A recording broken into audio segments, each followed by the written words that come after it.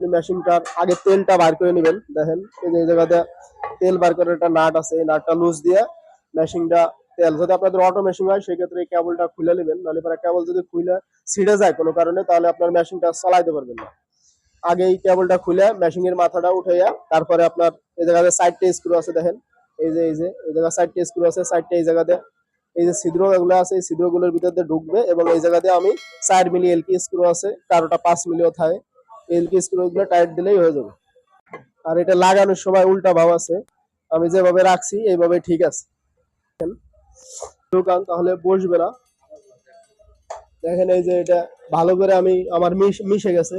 যদি আপনি এই সাইড পিছনের সাইড সামনে দেন, এই ব্যাক সাইড সামনে দেন আর সামনের সাইড যদি ব্যাকে দেন তাহলে আপনাদের টাঙ্কিটা প্রপারলি ভাবে বসবে না, সেই ক্ষেত্রে আপনাদের মেশিং এর টাঙ্কিটা সিস্টেমটাও ঠিক মতো হবে না। কাম হয়েছে,